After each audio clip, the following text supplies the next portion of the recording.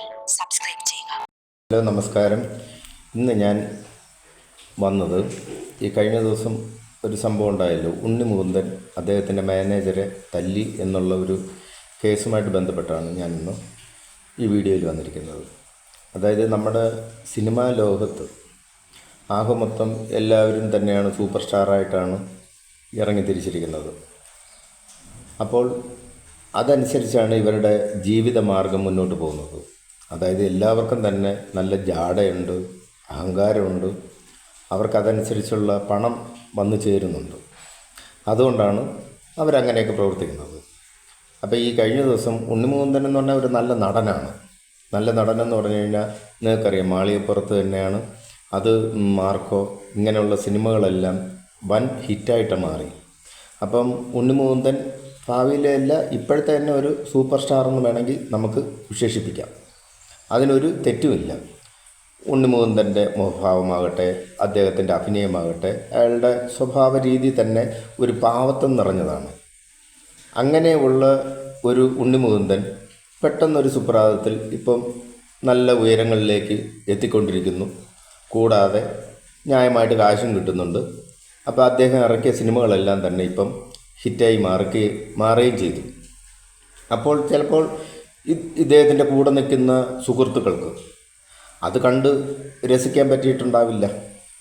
അപ്പം പല രീതിയിലും അവർ തമ്മിൽ ഇഷ്യൂസ് കാണും, പല പ്രശ്നങ്ങളും കാണും. നിങ്ങൾക്കറിയാമല്ലോ, ഒരു മേഖലയിൽ നിൽക്കുമ്പോൾ ഒരാൾ തന്നെ രക്ഷപ്പെട്ടുകൊണ്ടിരിക്കുമ്പോൾ മറ്റവർ രക്ഷപ്പെടുന്നില്ല എന്നുള്ള ഒരു ഇത് വരുമ്പോഴത്തേക്കും സ്വാഭാവികമായിട്ട് അവിടെ ഒരു പ്രശ്നങ്ങൾ ഉണ്ടാകാം.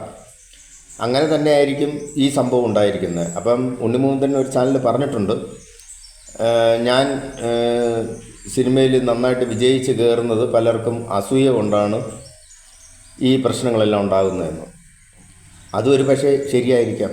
പക്ഷേ അന്നേരം നമ്മളാണ് നിശ്ചയിക്കേണ്ടത് നമ്മളെങ്ങനെ പോകണമെന്ന്. അപ്പോൾ അങ്ങനെ ഒരു ഭാഗത്ത് ശത്രുക്കളുള്ളപ്പം നമ്മൾ ഡീസൻ്റായിട്ട് പെരുമാറുക, നമ്മൾ നന്നായി പോവുക. അപ്പോൾ ഇദ്ദേഹം മാനേജറുടെ വീട്ടിൽ ചെന്ന് തല്ലിയെന്നാണ് പറഞ്ഞിരിക്കുന്നത്. അതായത് ഇദ്ദേഹത്തിന് അല്ലേ ഉണ്ണിമുകുന്ദൻ്റെ വീട്ടിൽ വെച്ചായിരുന്നെങ്കിൽ അത്രയും വരില്ല. അതായത് ഇദ്ദേഹം ഇവിടെ പോയതല്ലേ. അപ്പോൾ ഉണ്ണിമുകുന്ദൻ്റെ മാനേജർ എവിടെയാണോ ഉള്ളത് ആ സ്ഥലത്ത് നിന്നിട്ടാണ് തല്ലുണ്ടായിരിക്കുന്നത്. അപ്പോൾ അത് വീഡിയോയിൽ അത് തെളിഞ്ഞിട്ടുമുണ്ട്.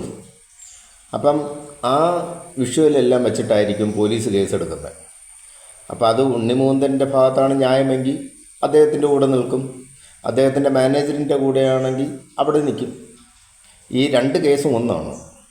അപ്പോൾ ഈ കേസ് ഏത് രീതിയിലാണോ വന്നിരിക്കുന്നത് ആ രീതിയിൽ കേസ് മുന്നോട്ട് പോകും. പക്ഷേ ഉണ്ണിമുകുന്ദൻ അതിനെ ചലഞ്ച് ചെയ്ത് പറഞ്ഞത് എന്താ, ഇത് കേസിൻ്റെ വഴിക്ക് പൊക്കോട്ടെ, ഞാൻ ആ കേസിൻ്റെ വഴിക്ക് തന്നെ നോക്കാമെന്ന്. അപ്പം ഇനി ഇദ്ദേഹം ചെല്ലണം, കോടതിയിൽ ചെന്ന് മുൻകൂർ ജാമ്യം എടുക്കണം, അല്ലെങ്കിൽ പോലീസ് സ്റ്റേഷനിൽ ചെന്ന് ജാമ്യം എടുക്കണം. ഇങ്ങനെയുള്ള പല കടമകളുമുണ്ട്. പക്ഷേ നമ്മളൊരാൾ ഒന്നുകൂടെ ഒന്ന് ഓർക്കുക, നമ്മുടെ സിനിമയിൽ നല്ല സ്റ്റാറായി മാറിക്കൊണ്ടിരിക്കുന്ന വ്യക്തികൾ വേറെ ഒരു വീട്ടിൽ ചെന്ന് ഇങ്ങനെ തല്ലുണ്ടാക്കുക, അല്ലെങ്കിൽ ഇങ്ങനെ ഓരോ പ്രശ്നങ്ങളുണ്ടാക്കുക, അതൊന്നും നല്ലതൊന്നുമല്ല. ഉണ്ണിമുകുന്ദൻ മനസ്സിലാക്കുക, നമ്മൾ ഭാവിയിലൊരു നല്ലൊരു വരദാനമാണ്. മോഹൻലാലിനെ പോലെ മമ്മൂട്ടിയെ പോലെയൊക്കെ ഒരു ഭാവി ഒരു സൂപ്പർ സ്റ്റാറായിട്ട് മാറേണ്ട ആളാണ് താങ്കൾ. അപ്പോൾ താങ്കൾ ഇതുപോലെ ചെന്ന് താങ്കൾ മദ്യപിക്കുന്നുണ്ടോ അല്ലെങ്കിൽ മറ്റുള്ളതൊന്നും നമുക്കറിയത്തില്ല. പക്ഷേ എങ്കിലും താങ്കൾ ഇതുപോലെ ഒരു ചീപ്പ് പണികൾ കാണിക്കുന്നത് ശരിയല്ല. അതായത് താങ്കൾക്ക് ഒത്തിരി ആരാധകരുണ്ട്.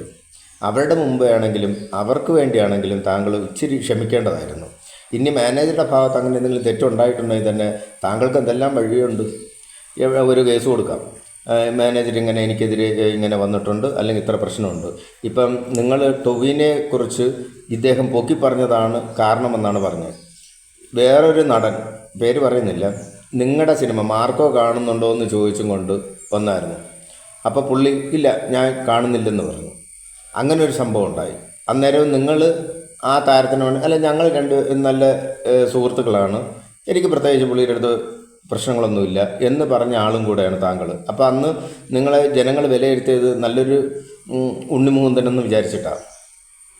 അപ്പോൾ ആ ഉണ്ണിമൂന്തൻ ഇപ്പം ഇങ്ങനെ ചെയ്യുമ്പോഴത്തേക്കും ആൾക്കാരുടെ ഇടയിൽ ഒന്ന് ചിന്തിച്ചു നോക്കിയേ, താങ്കൾക്കുണ്ടാകുന്ന വില ഇടിവ്. അപ്പം അത് നമ്മൾ ഒന്നുകൂടെ ശ്രദ്ധിക്കുക. ഇനിയാണെങ്കിലും മേലിൽ ഇതെനിക്ക് തോന്നുന്നു നിങ്ങൾ കേസിനും വഴക്കിനൊന്നും പോകണ്ട. പകരം നിങ്ങൾ തമ്മിൽ രമ്യതയിൽ ഈ പരിപാടി ഇവിടെ അവസാനിപ്പിക്കുന്നതായിരിക്കും നല്ലത്. ഇല്ലെന്നുണ്ടെങ്കിൽ ഒത്തിരി പോകും തോറും മീഡിയ എടുത്തിട്ട് നമ്മളെ ശരിക്കും അലക്കും. പിന്നെ ഇതെല്ലാം നിങ്ങൾ കണ്ടിട്ട് സങ്കടപ്പെടേണ്ടി വരും. അപ്പം നിങ്ങളുടെ ഇത് തന്നെയാണ് പൊയ്ക്കൊണ്ടിരിക്കുന്നത്, നിങ്ങളുടെ ഭാവിയാണ് ഇതിൻ്റെ കൂടെ നശിച്ചുകൊണ്ടിരിക്കുന്നത്. അപ്പോൾ അതുകൊണ്ട് നിങ്ങൾ ദയവ് ചെയ്ത് ഇതിൽ നിന്നൊക്കെ ഒന്ന് പിന്മാറി നല്ലൊരു മനുഷ്യനായി തിരിച്ചു വരിക. അതേ എനിക്ക് പറയാനുള്ളൂ. അതുകൊണ്ട് നിങ്ങളുടെ മാനേജറുടെ ഭാഗത്ത് എന്തെങ്കിലും വീഴ്ച ഉണ്ടെങ്കിലോ താങ്കളുടെ ഇതിലെന്തെങ്കിലും വീഴ്ച ഉണ്ടെങ്കിലോ പരസ്പരം പറഞ്ഞു തീർത്ത് ഇത് മേലിൽ അങ്ങോട്ടൊരു വലിയ കേസായിട്ട് പോകാതെ സെറ്റിൽമെൻറ്റ് ചെയ്യുന്നതാണ് നല്ലത്. ഞങ്ങളുടെ ആരാധകർക്ക് അതാണ് ഇഷ്ടം. അല്ല, നിങ്ങൾ ഈ പോലീസ് സ്റ്റേഷൻ വഴി കയറി ഇറങ്ങുന്നതും കോടതി വഴി കയറി ഇറങ്ങുന്നതൊന്നും ഞങ്ങൾ ആരാധകർക്ക് ഇഷ്ടമില്ല. അതായത് നിങ്ങളൊരു നല്ല നടനാണ്, നന്നായിട്ട് അഭിനയിക്കുന്നുണ്ട്, നിങ്ങളുടെ ജീവിതം നല്ലതായിട്ട് വരാൻ വേണ്ടിയാണ് ഞങ്ങളുടെയൊക്കെ ആഗ്രഹം. നിങ്ങൾക്ക് നല്ലൊരു ഭാവി നേരുന്നു. നന്ദി, നമസ്കാരം.